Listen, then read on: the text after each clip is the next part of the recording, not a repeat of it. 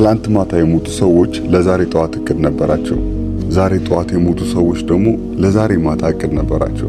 በእያንዳንዷ ሰከንድ ውስጥ ቢያንስ 2 ሰው ይሞታል። ከኔ ጋር ባሳለፋችሁት 10 ሰከንድ ውስጥ ወደ 20 ሰው የሚሆን እያለፈ ነው ማለት ነውና አይናችንን እንዲከድን እስክንከፍተው ድረስ ሁሉ ነገር ሊጠፋ ይችላል።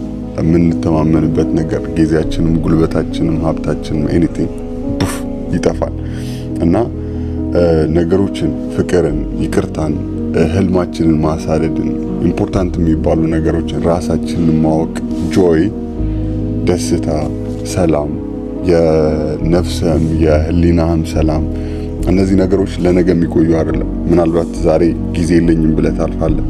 ነገ ደግሞ ኢነርጂ የለኝም ሙድ አይደለም ብለህ ታልፈዋለህ። ከነገ ወዲያ ሜቢ ያንተ ቀን ላይሆን ይችላል እና ነገሮችን ለነገ ማቆየት ማቆም አለብን።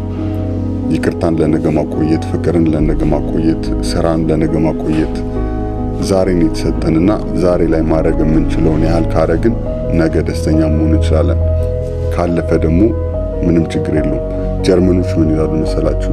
ላይክ ጊዜያችሁን ቢራቢሮ ስታባረሩ አታጥፉ። ቤታችሁ ውስጥ አሪፍ ጋርደን ስሩና ቢራቢሮዎቹ ይመጣሉ። ባይመጡ ራሱ ግን እናንተ ራሳችሁ አሪፍ ጋርደን አላችሁ ይላሉና ለዛሬ እንኑር።